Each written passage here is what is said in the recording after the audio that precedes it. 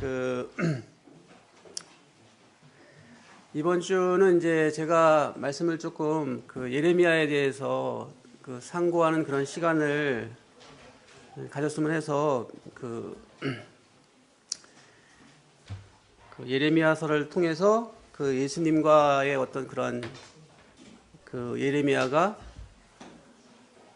닮은 점을 좀 찾아보고 또 그런 과정 속에서 우리가 무엇을 배울 수 있는지 좀 살펴보기를 원합니다. 예레미야는 원래 제사장이었고요. 남왕국 요시야 왕 제13년인 주전 627년에 하나님께 선지자로 부르심을 받게 됩니다. 그리고 남왕국 유다의 남은 백성들이 애굽으로 이주하여 정착할 때인 주 580년까지 한 약 50년 가까이 긴 세월을 선지자로 활동하게 되는데요. 예레미야서 1장 말씀 한번 보시겠습니다. 1장 4절입니다. 예레미야는 어떤 선지자로 알려져 있죠? 네, 눈물의 선지자입니다. 우리는 과연 우리 가족들을 위해서, 우리 나라와 민족을 위해서, 우리 교회를 위해서 얼마나 많은 눈물을 흘리면서 살고 있는지 한번 생각해 보게 됩니다. 1장 4절이고요. 1장 4절부터 7절까지, 8절까지 한번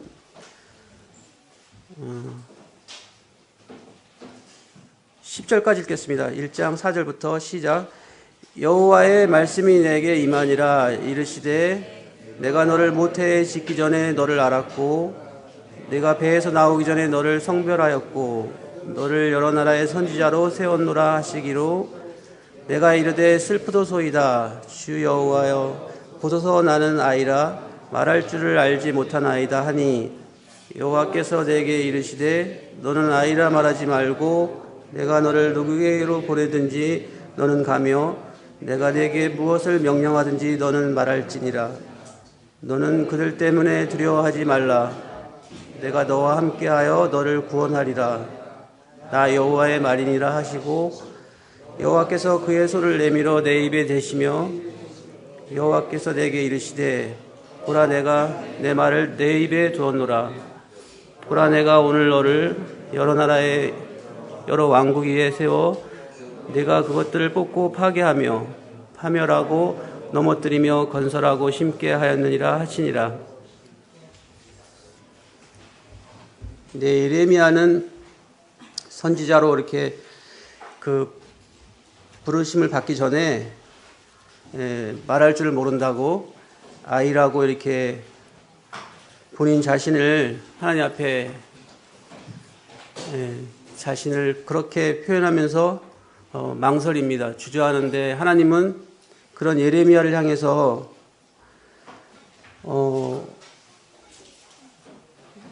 7절 보시면은 너는 아이라 말하지 말고 내가 너를 누구에게로 보내든지 너는 가며 내가 네게 무엇을 명령하든지 너는 말할지니라.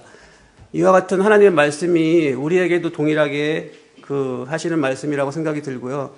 우리는 여러 가지 이유로 우리 자신의 삶을 하나님 앞에 드리기를 주저하고 망설이는 그러한 경향이 있다는 것을 또 생각해 보게 됩니다. 이 예레미야가 활동하던 이 시기는 이스라엘의 역사상 가장 침울하고 어두운 시기입니다.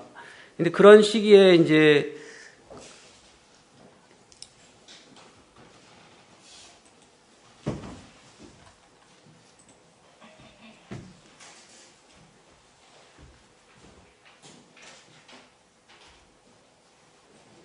네. 이 당시에 활동하던 왕들이 맨 우측 하단에 보시면 요시야 왕부터 여호아스, 여호와김, 시드기야 요 5명의 왕들이 활동하던 시기였고요. 요시야 왕은 이제 남왕국에 활동하던 왕들 중에 선한 왕으로 알려져 있고요.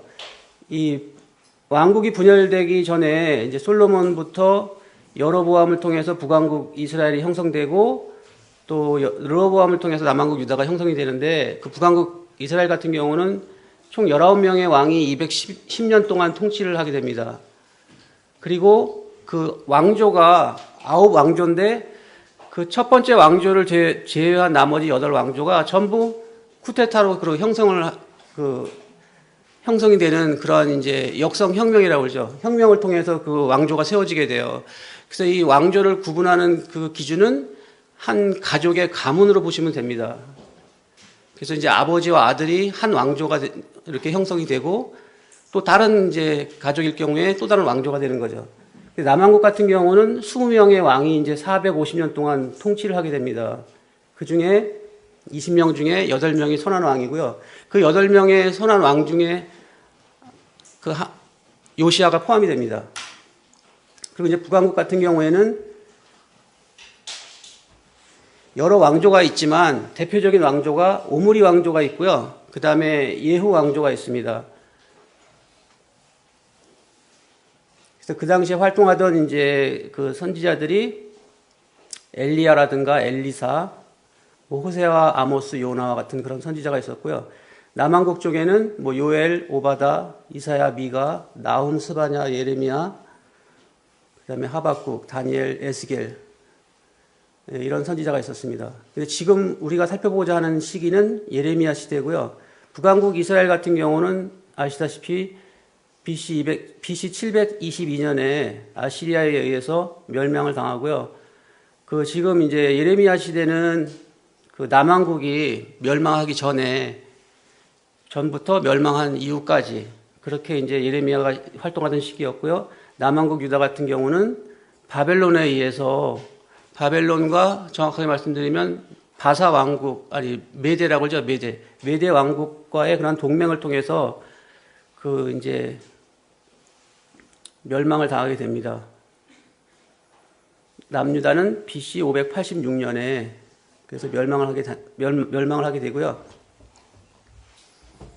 여기 자세히 보시면 오므리 왕조나 예후 왕조 색깔은 그냥 구분하기 위해서 표현한 게 있기 때문에 전부 악한 왕입니다. 이 북왕국 이스라엘은.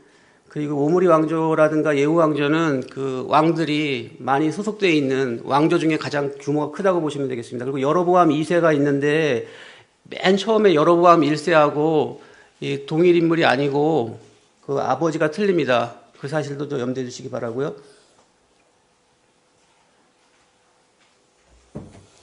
요시야 왕 같은 경우는 경건한 왕이었고 주전 608년에 이제 죽게 됩니다. 그의 통치 기간에 이제 율법이 발견되었고 성전 예배가 회복이 돼요. 그래서 요시야 왕은 선한 왕이었다는 것을 기억해 주시고요. 여호와스 같은 경우는 그 뒤를 이어서 통치 기간이 3개월밖에 안 돼요. 그래서 언급하지 않고 있고 그 다음에 여호와김 같은 경우는 불경건한 왕이고 예레미야를 박해하는데 온 힘을 다했던 것을 보게 됩니다.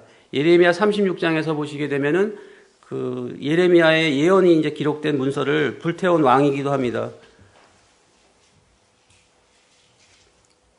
다시 하나님은 다시 기록하라고 이제 말씀하셔서 기록이 됐지만 그런 예언서를 불태운 왕이라는 것을 알게 되고요. 이제 고속도로의 커브 위험 표지판을 보게 되면 이제 보통 3가지 반응이 있잖아요. 멈추거나 또 이제 속도를 늦추거나 두 번째는 속도를 그대로 유지하면서 가는 경우가 있고 그 다음에 이제 경고를 못 보고 또는 무시하고 더 빠른 속도로 가는 이제 그런 경우가 있게 됩니다. 그래서 36장에 보시게 되면 그런 3가지 반응들이 이제 보이게 되는데 예레미야 같은 경우는 이제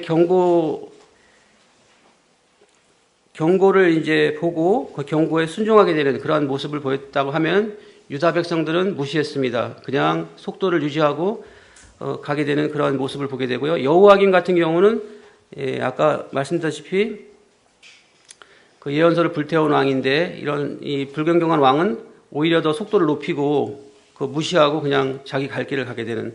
결국은 이 경고를 무시한 유다 백성이라든지 또 여호와김 왕 같은 경우는 그 커브 구간을 통과할 수가 없었겠죠. 그냥 커브길을 통과하지 못하고 절벽으로 떨어질 수도 있는 이제 그런 상황이 되겠습니다. 그 다음 왕이 여호와긴 왕인데요. 이 왕은 바벨론으로 포로로 데려가기 전에 6달 동안 통치를 한 왕이고요. 마지막 시드기야 왕이 이제 나라의 멸망과 예루살렘 성의 함락을 초래한 이제 그런 이제 장본인이기도 합니다. 그래서 예레미야는 그 사랑하는 백성들을 위해서 많이 이제 그 하나님의 말씀을 전하고 또 그 백성들을 위해서 울고 사랑했던 그런 이 예레미야의 모습을 보게 되고 그런 이제 전쟁을 치르고 또 하나님의 심판을 받게 되는 그런 모습들을 다 보면서 또 그런 가운데 하나님의 말씀을 전하는 것에 충실했던 그런 선지자인 것을 보게 됩니다. 이 죄와 관련해서 이제 한 가지 예화를 드리면 건물이 붕괴될 때 어떤 기초가 먼저 무너지게 되고요. 기초가 침식이 되고 그다음에 다음 건물 벽돌이 하나 둘 이렇게 무너지기 시작합니다. 그래서 그다음에 마지막으로 이제 건물 전체가 이제 붕괴되는 것을 알 수가 있는데요. 요번에 이제 그 프랑스에서 그 화재가 났던 것도 보면 다행히 이제 그 규모가 크지 않아서 완전히 전소되지는 않았지만 그 건물 자체가 기초가 튼튼하지 않다고 하면 또 붕괴되는 건 시간 문제라고 생각이 듭니다. 그리스도인의 생활에 있어서 침식은 마찬가지인데요. 예전에 고려할 만한 가치가 없던 것이라고 생각했던 습관이 이제 지나치게 묵인이 되고 또 자신이 묵인하고 있던 일을 또 너그럽게 봐주게 됩니다. 그렇게 되고 나면 나중에 이제 시인하게 되고 공공연히 하나님의 입장에서 받아들일 수 있는 것이라고 또 이렇게 그 진척되게 됩니다. 이러한 그 침식이 부지불식간에 이제 작용해서 교묘하게 우리의 삶에 침투하게 되는 것을 보게 되고요. 결과는 아주 파괴적이고 참혹한 그런 결과를 우리에게 가져오는 것을 알게 됩니다. 우리의 삶 속에서도 마찬가지로 죄로 인해서 어떠한 하나님의 말씀을 어기게 되고 또 그러한 자신의 어떤 욕심을, 잘못된 욕심을 이뤄가기 위해서 또 합리화하고 또 하나님의 인내가 그런 과정에 지속될 것이라고 이렇게 착각한다면은 하나님의 입장에서 보시면 정말 우리가 위험한 그런 외줄 타는 그런 인생을 살고 있다라는 생각을 할 수밖에 없는 것을 또한 생각하게 되고요. 우리 자신을 그 고아와 또한 사생아로 이렇게 자신을 그 취급하지 않았으면 하는 그런 생각이 들더라고요. 그래서 저는 하나님이 사랑하시는 자녀고 자녀다운 삶을 우리가 살 때 하나님이 기뻐하시고 또 영광 받으신다는 생각이 들고요. 이 예레미야의 이 시대에 많은 그 이스라엘 백성들이 우상 숭배 길로 갔어요. 자기 자신의 어떤 사사 시대와 같이 속인에 오른 대로 또 자기 자신의 욕심을 채우기 위해서 그 하루하루를 보내는 그러한 이제 삶을 살았고 또 마찬가지로 바벨론에 그런 포로되어 갔을 때도 이 백성들은 물론 강가에 나와서 기도하고 또 울고 그런 사람들도 있었겠지만 오히려 그 바벨론의 문화에 그런 향락에 젖어서 자신들의 삶을 그런 우상숭배의 삶의 연장선상에 있는 그런 모습도 또한 생각해 보게 됩니다. 예레미야가 사역을 시작하였을 때 그 맨 위쪽에 가운데 아시리아라고 있습니다. 그래서 아수르가 세계의 주도권을 쥐고 있었고요. 그 다음에 이제 애굽과 바벨론이 애굽은 좌측 하단에 있습니다. 그 바벨론의 그 수도는 바빌론으로 오른쪽 맨 오른쪽에 있는 바빌론이 되겠습니다. 그래서 이 애굽과 바벨론이 급진적으로 세력을 뻗치고 있었던 그런 시대에 이제 주전 607년에 바벨론이 니느웨를 점령합니다. 니느웨는 어디죠? 아수르의 수도였죠. 그래서 아수르를 물리치고 바벨론은 이제 유다를 향하게 됩니다. 그래서 유다의 정치가들은 어떻게 했을까요? 바벨론 정책을 폈을까요? 성경에 보면은 애굽 정책을 펼쳤습니다. 근데 그것은 하나님의 말씀을 어기는 것이었고요. 정면으로 도전하는 그런 이제 이 유다의 정치가들의 모습을 보게 되고요. 우리의 정치적인 상황은 우리나라도 마찬가지로 뭐 중국의 눈치도 보고 또 일본도 그렇고 러시아도 그렇고 미국도 그렇고 또 가깝게는 또 북한의 그런 어떤 핵의 위험으로부터 우리 자신을 보호하기 위해서 많은 그런 이제 외교 그런 전략을 세우는데 이런 부분에 있어서도 사실 하나님의 그런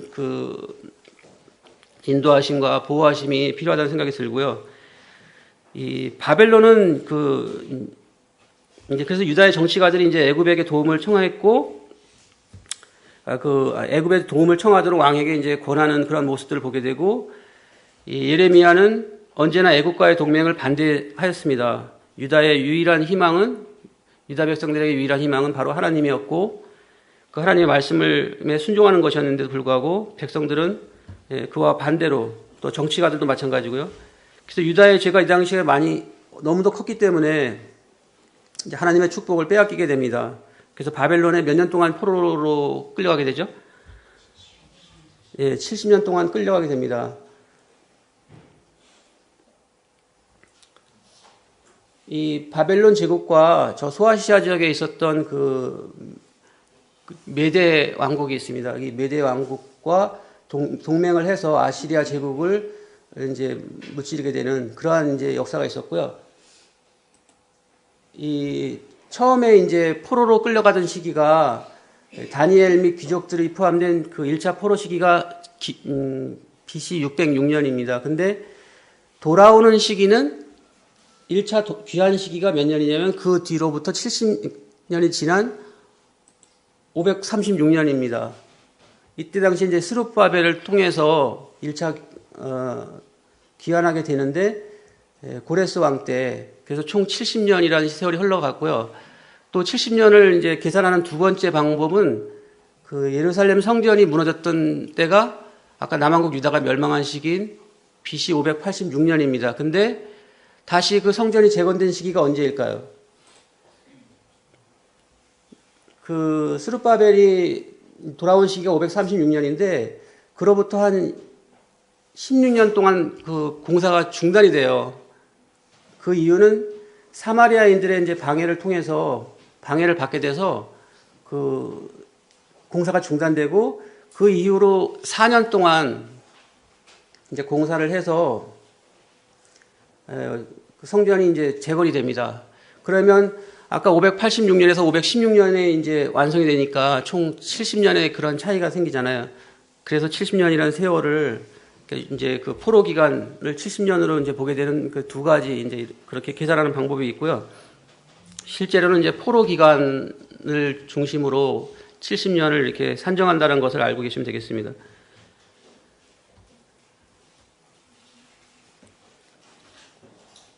그래서 이제 이 이집트라는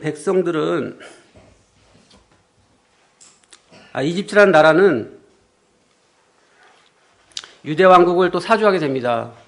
그래서 신흥 강대국으로 부상하고 있는 바벨론의 지배에 대항하기 위해서 자기들에게 이제 자기들과 이제 그 신화할 것을 그렇게 제안하지만 결국 이제 유대 백성들이 그 이집트의 그러한 그 조정에 끝내 노란하게 됩니다. 그래서 또 다시 바벨론 세력에 이제 항거하였지만 아시다시피 586년에 그 바벨론 군대는 한 번 더 예루살렘에 쳐들어와서 성전을 파괴하게 됩니다. 그리고 저항 세력의 지도자들을 또다시 유배지로 끌고 가게 되는, 남은 사람들은 이제 대부분 애굽으로 또 바벨론을 피해 망명하게 되는 그런 이제 일이 생기게 되고요.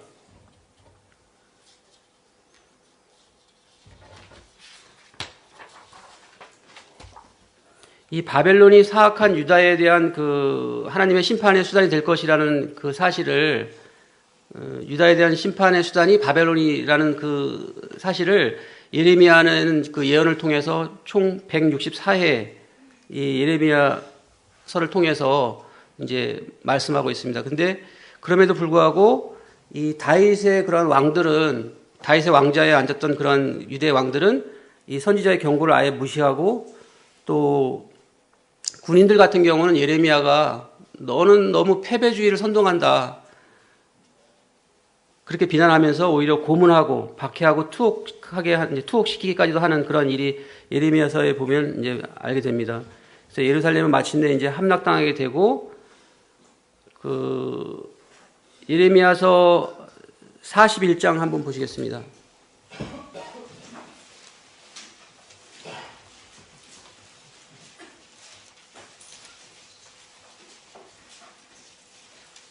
(41장) 2절 말씀 보시면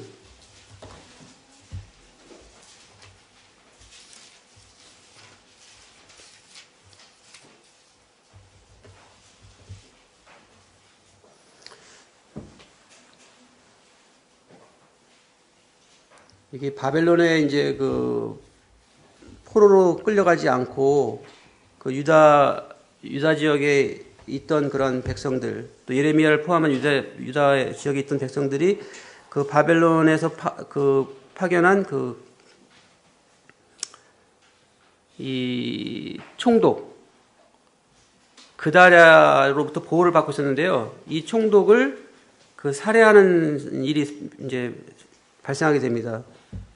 41장 1절 보시면 일곱째 달에 왕의 종친 엘리사마의 손자여 느다냐의 아들로서 왕의 장관인 이스마엘이 10사람과 함께 미스바로 가서 아이감의 아들 그다랴에게 이르러 미스바에서 함께 떡을 먹다가 느다냐의 아들 이스마엘과 그와 함께 있던 10사람이 일어나서 바벨론의 왕의 그 땅을 위임했던 사반의 손자 아이감의 아들 그다랴를 칼로 쳐 죽였고 이스마엘이 또 미스바에서 그다랴와 함께 있던 모든 유다 사람과 거기에 있는 갈대아 군사를 죽였더라.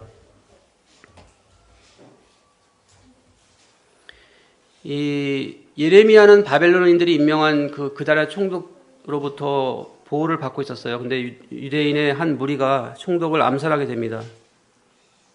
그리고 바벨론인들의 이제 보복이 두려워한 나머지 예레미야를 인질로 삼아서 애굽으로 망명하게 돼요. 결국은 예레미야는 이집트에서 돌에 맞아 순교당했다고 합니다.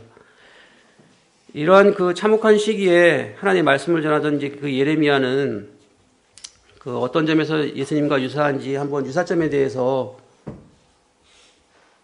한번 살펴보겠습니다. 첫 번째로는 결혼을 하지 않았습니다. 이건 공통점이라는 것을 꼭 염두에 두시고요. 결혼하지 말라는 게 아닙니다. 결혼하지 않았고요. 이 예레미야서 16장 1절 말씀 보시면 여호와의 말씀이 또 내게 임하여 이르시되 너는 이 땅에서 아내를 맞이하지 말며 자녀를 두지 말지니라 라는 말씀이 있습니다. 그래서 결혼을 하지 않았다는 것이 공통점이고요. 두 번째는 이제 자신의 출신지에서 거절을 당하게 됩니다. 예레미야서 15장 10절 말씀 한번 보시겠습니다.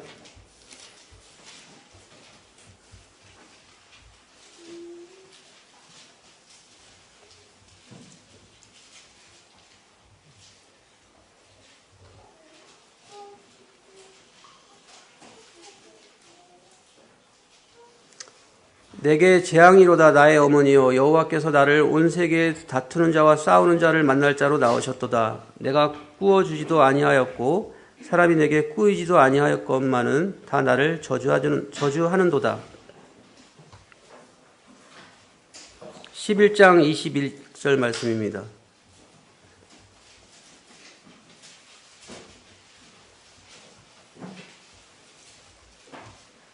여호와께서 아나도 사람들에게 대하여 이와 같이 말씀하시되 그들이 내 생명을 빼앗으려고 찾아 이르기를 너는 여호와의 이름으로 예언하지 말라 두렵건대 우리 손에 죽을까 하노라 하도다. 예레미야를 향해서 이렇게 협박을 하게 됩니다. 이런 자신의 출신지에서 거절을 당하는 예레미야의 모습을 또 계속 12장 6절에도 보시면은 나와 있어요. 내 형제와 아버지의 집이라도 너를 속이며 내 뒤에서 크게 외치나니 이런 말씀도 있고 또 이제 우리 주님 같은 경우는 누가복음 4장 24절 말씀 보시면 또 이르시되 내가 진실로 너희에게 이르노니 선지자가 고향에서는 환영을 받는 자가 없느니라 이런 말씀을 통해서 우리가 이런 공통점이 있다라는 것을 알게 되고요. 세 번째로는 이제 예레미야는 바벨론의 위협이라는 그늘 아래서 사역을 하게 되고 바벨론 제국의 그러한 위협 속에서 그런 사역을 하게 됩니다. 그리고 예수님께서는 로마 제국의 그러한 그러한 위험으로부터 그런 이제 사역을 하게 되는 로마가 AD 70년에, 그러니까 예루살렘이 AD 70년에 이제 멸망을 당하게 되죠. 로마의 디도 장군에 의해서 멸망을 당하기 전까지 예수님이 이제 그런 로마 제국이 아래서 이제 사역을 하게 됐던 것을 알게 되고요. 네 번째로는 자기 백성들에게 반역자라는 말을 듣게 됩니다. 예레미야서 26장 말씀 보시면요. 한번 찾아볼게요. 예레미야서 26장 2절.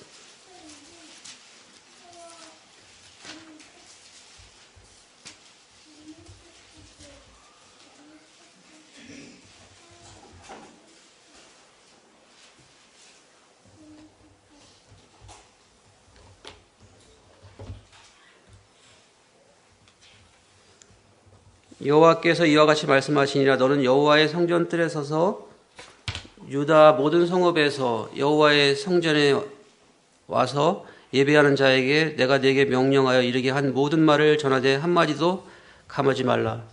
이렇게 사람들이 많이 모이는 장소에서 복음을 전할 것에 대해서 하나님께서 명령하시는 말씀이고요. 예레미야가 8절 보시면 여호와께서 명령하신 말씀을 모든 백성에게 전하기를 마침에 제사장들과 선지자들과 모든 백성이 그를 붙잡고 이르되 네가 반드시 죽어야 하리라. 여러분들이라면 이런 이 생명의 위협을 느끼는 상황 가운데 복음을 전하는 길을 선택하시겠습니까? 아니면 포기하시겠습니까? 라는 그러한 질문을 하나님께로부터 받지 않을까 하는 생각이 들고요. 제 자신도 이러한 이 아이라고 또 하나님 앞에 이제 변명하는 모습을 이제 예레미야를 통해서 봤을 때 얼마나 제가 이기적인가라는 그런 모습을 하게 되고요. 하나님 말씀을 전하는 데 있어서 때를 얻든지 못 얻든지 항상 힘쓰라는 말씀을 또한 생각하게 됩니다.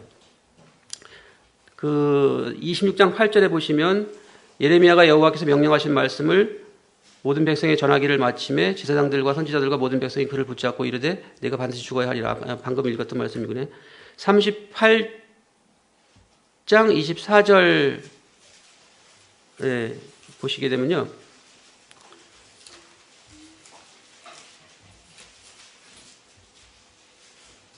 시드기야가 예레미야에게 이르되 너는 이 말을 어느 사람에게도 알리지 말라. 그리하면 내가 죽지 아니하리라. 이제 이렇게 회유를 하게 됩니다. 시드기야 왕이 너가 그 말씀을 전하지 않으면은 산다. 네 선택을 해라. 아까는 죽는다고 이렇게 협박을 하고 지금은 이제 살 수 있는 방법을 또 제시합니다. 사단이 우리에게 속삭이는 그런 내용들이죠. 그러나 예레미야 같은 경우는 어떤 선택을 하게 되냐면 20장 보시겠습니다. 20장 8, 9절 보시면은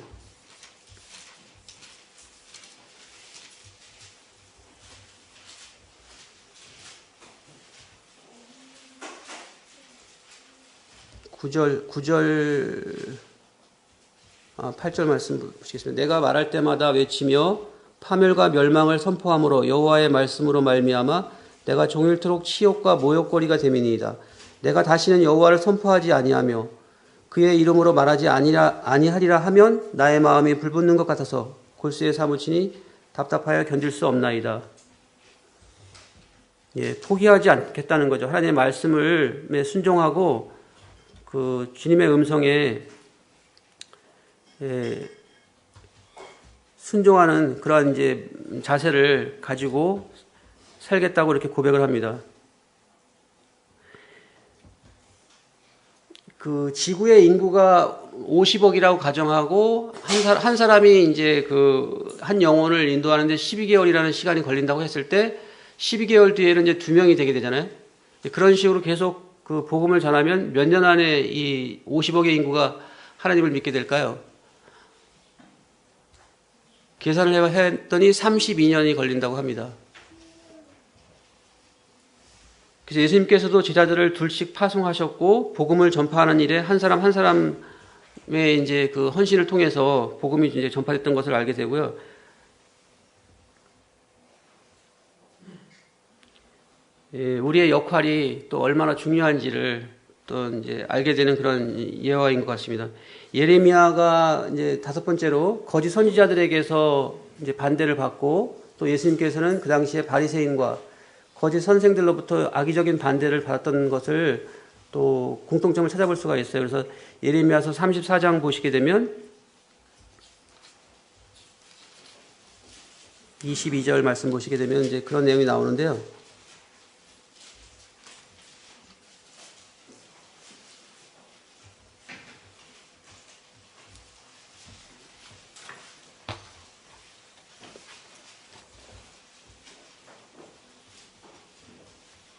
어떤 예언을 하게 되냐면요. 예루살렘의 패망과 약속의 땅이 황무지로 변한다는 예언을 하게 됩니다. 그래서 여호와의 말씀이니라 보라 내가 그들에게 명령하여 이 성읍에 다시 오게 하리니 그들이 이 성을 쳐서 빼앗아 불살을 것이라. 내가 유다의 성읍들을 주민이 없어 처참한 황무지가 되게 하리라.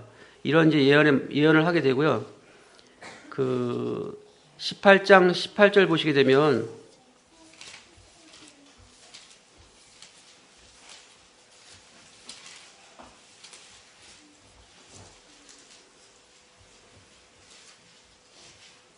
그들이 말하기를 오라 우리가 꾀를 내어 예레미야를 치자. 제사장에게서 율법이 지혜로운 자에게서 책략이 선지자에게서 말씀이 끊어지지 아니할 것이며 오라 우리가 혀로 그를 치고 그의 어떤 말에도 주의하지 말자 하나이다.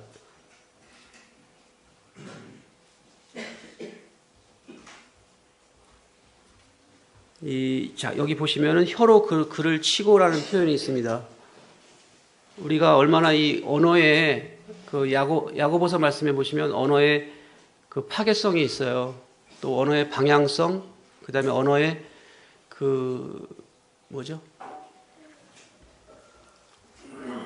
방향성과 파괴성, 그 다음에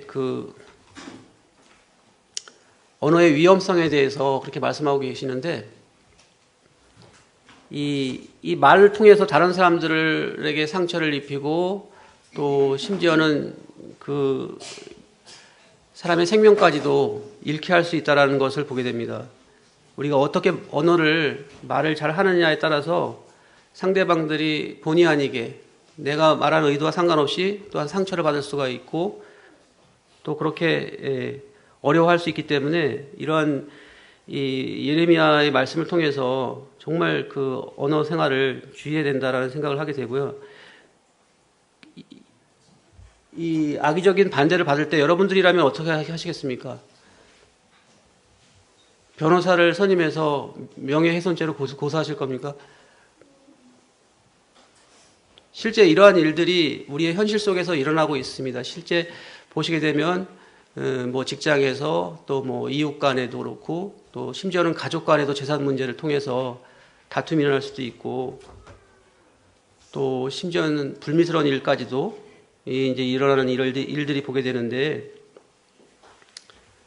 아예 그냥 그 어떤 말에도 주의하지 말자 이렇게 이제 모의를 하게 됩니다.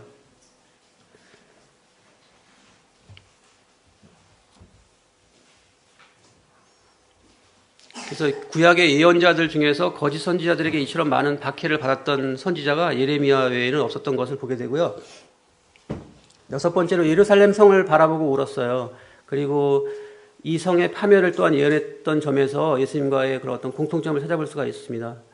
그래서 에가서 1장 1절 말씀 보시면 제가 읽어드릴게요. 슬프다 이 성이여 전에는 사람들이 많더니 이제는 어찌 그리 적막하게 앉았는고 전에는 열국 중에 크던 자가 이제는 과부같이 되었고 전에는 열방 중에 공주였던 자가 이제는 강제노동을 하는 자가 되었도다.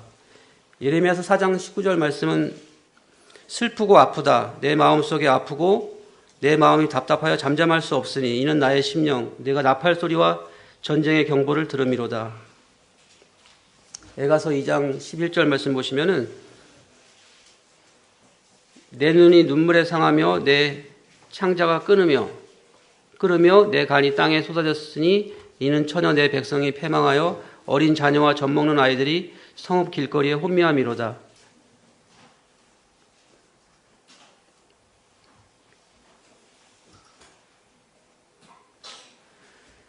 마침내 이제 바벨론 왕의 군대에 의해서 이제 멸망하게 되는 내용이 38장 3절에 나오는데요. 이 성이 반드시 바벨론 왕의 군대의 손에 붙이우리니 이런 말씀이 있습니다. 가까이 오사 성을 보시고 우셨다는 그런 말씀이 누가복음 19장에 보시면은 나와 있고요. 마태복음에는 이제 돌 하나도 돌 위에 남지 않고 다 무너뜨리우리라 해서 예루살렘 성의 멸망을 예언했던 말씀이 마태복음 24장 말씀입니다. 그리고 진노 중에도 긍휼이 있음을 말씀한 점이 또한 공통점인데요.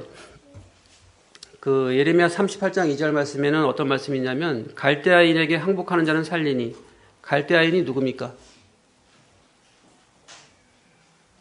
바벨론이죠, 바벨론. 바벨론에 항복하는 자는 산다라는 그런 이제 긍휼이 있음을 어떤 말씀하는 점이 있고요. 그다음에 유대에 있는 자들은 산으로 도망할지니라라는 말씀이 마태복음의 이런 환란 중에 또 긍휼이 있음을 말씀하는 점에서 공통점이 있다고 볼 수가 있고요. 예레미야는 소수의 제자들을 모았고 예수님을 따르는 사람들도 소수의 제자였죠. 그런데 그들 중에 일부는 주님이 가장 어둠에 처해 있을 때 주님을 배반하고 떠났던 것을 보게 됩니다.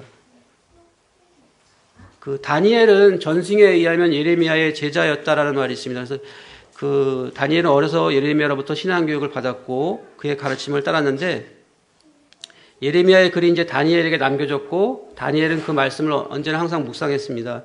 그러던 중에 예레미야의 예언이 성취될 날이 얼마 남지 않았다는 것을 깨닫게 되고 다니엘은 예레미야의 글들이 이제 하나님의 그 말씀이 그 하나님의 감동으로 씌워진 것이라는 것을 분명히 이제 믿고 있었는데 그러한 다니엘에게 그 다니엘서 9장 2절 말씀 보시면 예루살렘의 황폐함이 70년 만에 그치리라. 이러한 그 이제 예언을 깨닫게 되는 그런 일이 일어나게 되고요.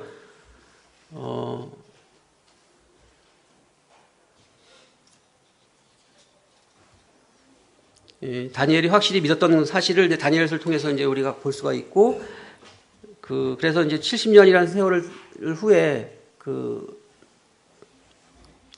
다시 이제 돌아오게 되죠.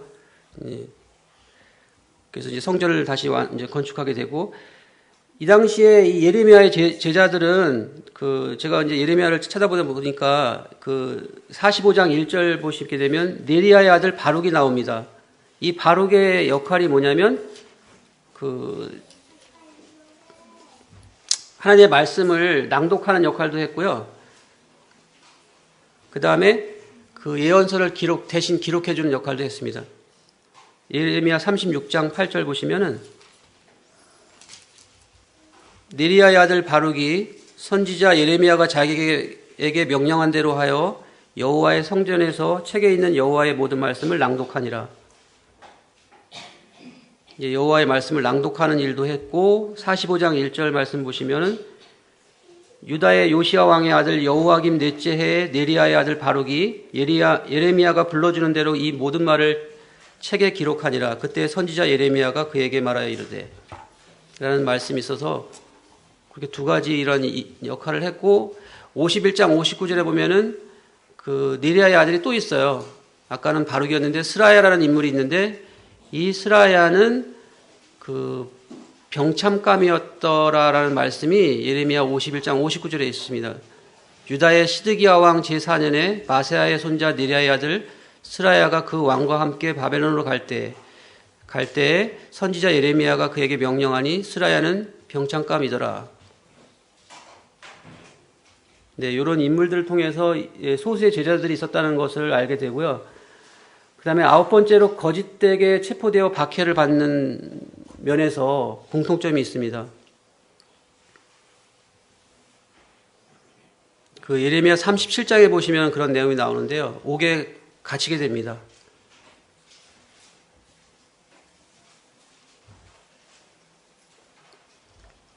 (37장 13절인데요) 예레미야 37장 13절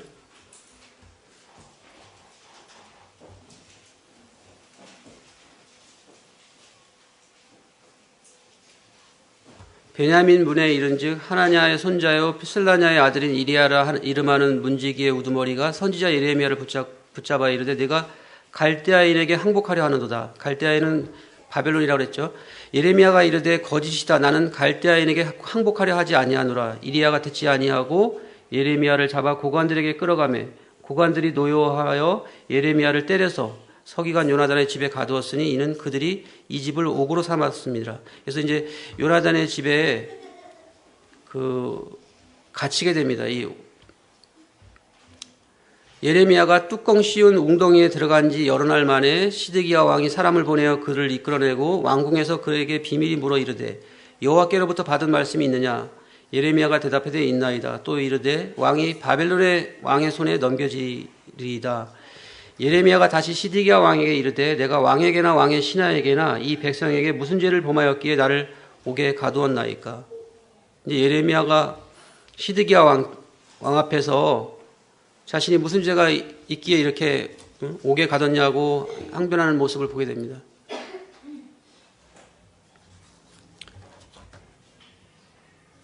주님도 마찬가지로 죄가 없으신 분인데도 불구하고 빌라도 법정에 서시게 되고 또 골고다 그 갈보리 언덕을 지나서 십자가에 달려 돌아가시기까지 도대체 무슨 그 주님께 죄가 있었냐라는 생각을 해보게 되고요.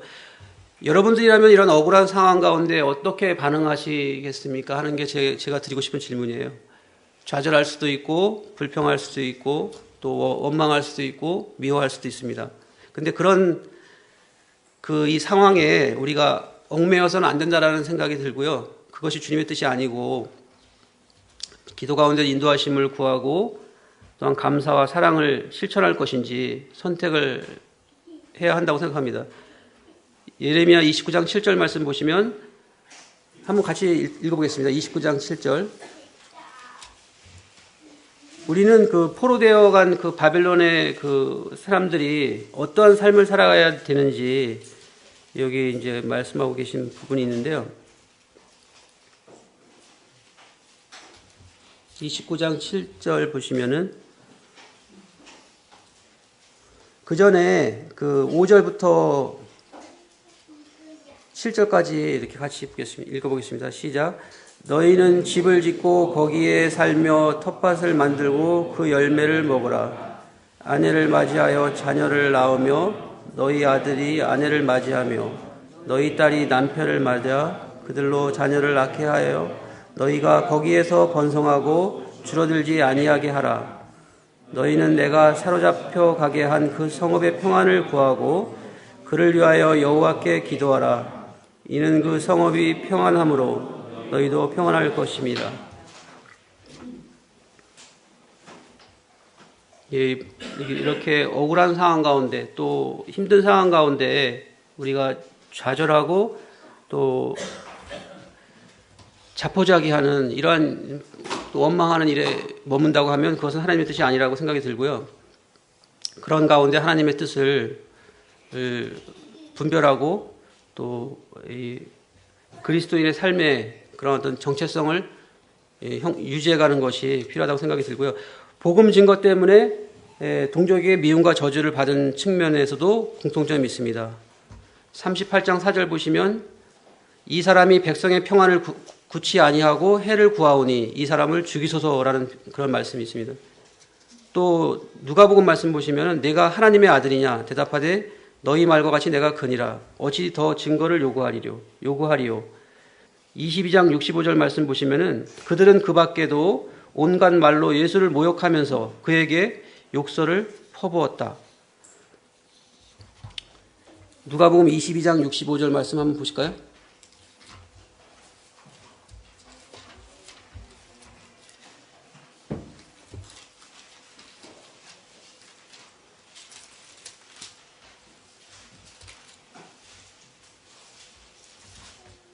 이 외에도 많은 말로 욕하더라 이런 말씀이 있습니다.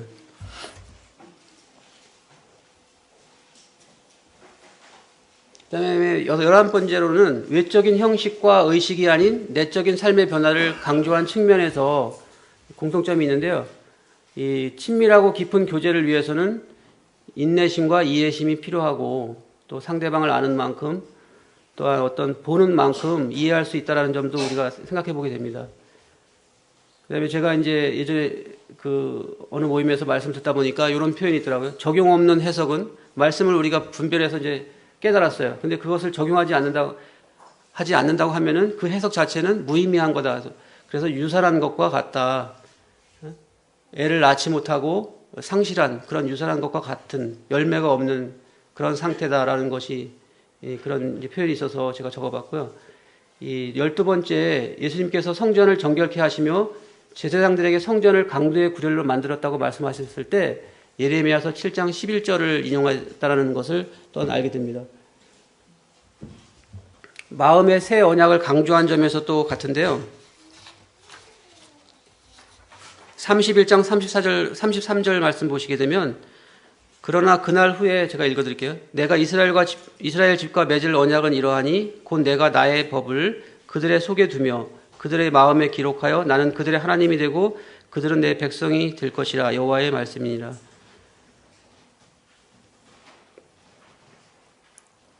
예, 그래서 이 마음의 새 언약을 강조한 점에서 공통점이 있고, 이제 히브리서 말씀 보시게 되면 또 주께서 이르시되 8장 10절 보시게 되면 그날 후에 내가 이스라엘 집과 맺을 언약은 이것이니 내 법을 그들의 생각에 두고 그들의 마음에 이것을 기록하리라. 나는 그들에게 하나님이 되고 그들은 내게 백성이 되리라.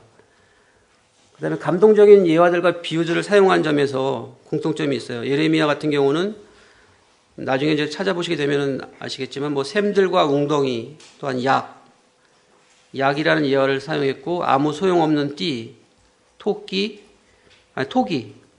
그릇이죠, 그릇, 줄과 멍에, 강에 던지운 책, 이러한 예화들을 사용했다라는 것을 보게 되고요. 주님도 많은 그러한 예화와 비유를 사용하셨다는 점에서 공통점이 있습니다.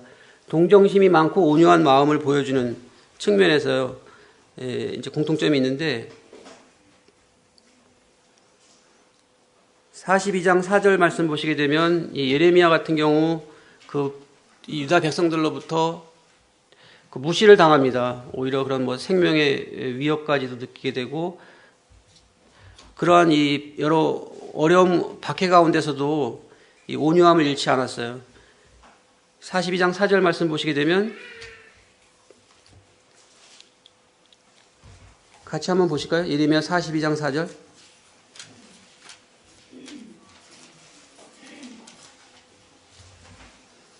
선지자 예레미야가 그들에게 이르되 내가 너희 말을 들었은즉 너희 말대로 너희 하나님 여호와께 기도하고 무릇 여호와께서 너희에게 응답하시는 것을 숨김이 없이 너희에게 말하리라. 주님의 뜻을 이제 대신 이제 기도해 달라고 이렇게 백성들이 와서 이야기를 해요. 그러나 사실 그 마음 가운데는 거기에 순종하려는 마음이 없었어요. 그래서 오히려 이제 예레미야가 하나님의 말씀을 전달했을 때 이 백성들은 노해요. 가지고 논 겁니다. 사실 따지고 보면은. 무시하던 그런 백성들을 향해서 이 예레미야가 온유함을 잃지 않고 오늘날의 사회적인 문제가 되고 있는 게 저거잖아요. 분노 조절 장애라든지 또한 뭐 정신분열, 우울증 이러한 것들이 문제가 되고 있는데, 이 예레미야 같은 경우는 그런 상황들의 핑계를 대고 자신을, 또한 요즘 범죄하고도 그렇게 자신을 이제 변호하려고 하는 사람들도 많잖아요. 이제 그렇게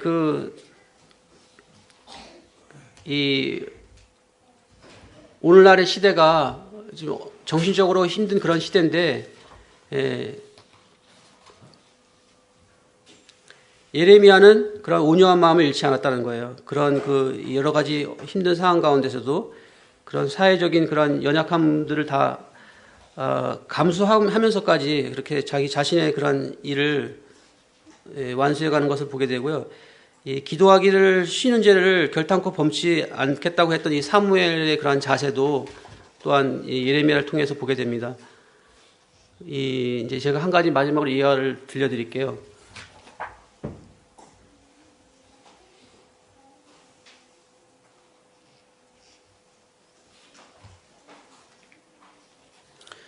요건 이제 그냥 읽어보시기 바라고요.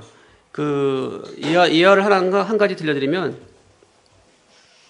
직장에 다니는 어떤 사람이 이제 어느 한 청년이 있었다고 한번 생각해 보시기 바랍니다. 실제 이제 분노의 원인이 어디에 있는지를 한번 생각해 보시기 바라고요. 이제 오늘은 어떤 이제 이제 한 청년으로 할게요. 한 청년이 회사에서 아주 중요한 발표를 해야 하는 날이라고 가정해 보겠습니다. 몇 달간 기울여온 노력의 성패가 이 발표로 판가름이 나기 때문에 이 청년은 전날 자정을 훌쩍 넘긴 시간까지 발표 준비를 하고 늦게서야 잠자리에 들 수 있었습니다. 그간의 스트레스에 피로가 겹쳐서 그 청년은 결국 발표 당일인 오늘 아침에 평소보다 30분이나 늦게 일어나고 벽시계를 보고 다급해진 그 청년은 얼굴에 물을 찍어 바르듯 세수를 하고 헝클어진 머리 정도만 대충 정돈한 후에 출근 준비를 마쳤습니다. 아침을 걸을 수는 없어서 전날 먹고 식탁 위에 놓아둔 식은 피자를 입에 넣고 그렇게 집을 나섰습니다. 버스에 타고 가는 내내 발표 자료를 넘겨보며 빠뜨린 건 없는지 계속 검토했습니다. 어느새 버스는 회사 건물 맞은편에 도착하게 되어서 읽고 있던 발표 자료를 옆구리에 끼우고 버스 문이 열리게 무섭게 뛰어내린 다음 길을 건너기 위해 횡단보도 앞에 멈춰섰습니다. 여기까지는 아무 일이 없었죠. 신호를 잠깐 보고 그랬나 보다 싶어 생각이 들어 잠깐만요. 그 청년은 잠시 후 이제 신호등이 파란불로 바뀌었고 사람들과 함께 길을 건너기 시작했습니다. 한 중간쯤 건넜을 때 멀리서 파란색 용달차 한 대가 다가오더니 그 청년의 오른쪽 그 횡단보도 정지선 살짝을 넘기면서 그 청년 앞에 급히 멈췄습니다. 그 청년은 이제 신호를 잠깐 못 보고 그랬나 싶어 잠깐 멈칫했었고요. 다시 횡단보도 맞은편을 향해 길을 재촉해 갔습니다. 그런데 갑자기 그 용달차 기사가 그 청년을 향해서 상향등을 번쩍이면서 또한 경적을 울렸습니다. 그뿐만이 아니라 뭔지 모를 말을 하면서 그 청년을 향해서 손가락질을 하는 것입니다. 이건 이해가 안 가죠, 아직. 근데 이 무슨 상황이 적반하장 같은 상황이란 말입니까? 그 청년은 그렇지 않아도 오늘 발표로 신경이 곤두서 있는데 처음 보는 기사의 12조 행동에 갑자기 욱하는 기분이 들었습니다. 그날 말없이 참고 지나가면 만만한 사람으로 보일까봐 눈에 있는 힘을 다 주고 운전석 쪽을 노려봤습니다. 그 청년이 위협적인 표정을 보이자 용달차 기사는 오히려 안타까운 표정을 지으면서 계속 뭔가를 손으로 가리키고 있었습니다. 그런데 가만 보니까 그가 가리키는 방향은 정확히 그 청년을 향하고 있지 않았고 청년이 방금 지나온 횡단보도 뒤쪽을 가리키고 있었습니다. 그제야 그 청년은 용달차 기사의 행동이 무엇 때문이었는지 알게 되었습니다. 그것은 다름이 아닌 조금 전까지 그 청년이 옆구리에 끼고 있다가 옆구리 끼어들었다고 생각한 그 서류 뭉치가 뒤에서 나뒹굴고 있었기 때문입니다. 그 기사는 그 청년이 중요한 서류를 떨어뜨리고 갔을까 봐 걱정이 돼서 알려준 것이었는데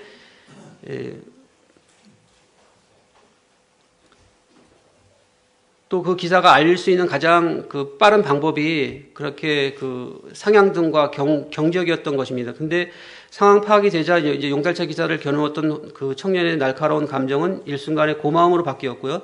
이제 이 상황을 다시 되짚어 보게 되면 그 중요한 사실이 있는데요. 그 용달차 기사를 향한 그 청년의 감정이 분노 직전에서 고마움으로 180도 바뀌는 동안에 정작 그 분노 유발자가 될 뻔했던 그 기사의 행동은 바뀐 게 하나도 없습니다. 오로지 바뀐 것이 있다고 하면 그 상황에 대한 그 청년의 해석, 그리고 그 해석에 따른 그 청년의 반응이었다는 것입니다. 결국 분노를 할지 말아야 할지는 나 자신의 의지와 결정에 달린 문제라는 것을 또한 깨닫게 됩니다. 물론 분노라는 그런 그 상황 앞에 인간이니까 분노할 수 있지 않겠나라는 말을 할 수 있지만은 우리가 정말 그 놓치지 말아야 할 것은 그 상황 판단을 정말 잘해야 된다는 겁니다. 실제 분노의 원인이 상대방의 언행이 아니고 거기에 대한 나의 반응이라는 사실을 또 알게 된다는 것입니다. 그래서 잠언서에 보시게 되면 분을 쉽게 내는 자는 무엇을 일으킨다고 하면요. 아시나요? 네, 다툼입니다. 그 두 번째는 시비를 그치게 한다. 근데 킹제임스 버전에는 똑같이 다 다툼이라는 단어를 사용하는 것을 보게 되고 사람마다 듣기는 속히 하고 말하기는 더디하며 마지막이 뭘까요? 성내기입니다. 성내기도 더디하라. 마지막으로 복음이라는 단어를 그 요한복음 3장 16절에서 이 가스펠이라는 단어가 등장하게 되는데요.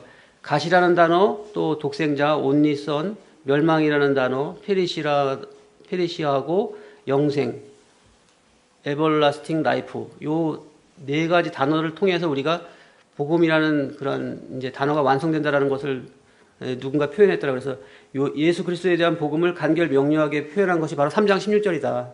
그런 이제 있고요. 예레미야는 많은 선지자들 가운데 예수님을 연상시키는 선지자입니다. 사명을 눈물로 감당했고요. 고난 중에도 하나님의 말씀으로 견디고 이겨냈습니다.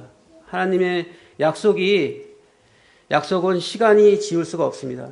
또 환경이 그것을 흐리게 할 수가 없고 사악한 왕들이 그것을 파괴할 수 없다는 것을 결론적으로 알게 되고요. 우리가 받은 사명을 피하지 말고 또 눈물을 흘리며 감당하고 주의 말씀으로 역경을 이겨내겠다면서 말씀을 마치겠습니다. 감사합니다.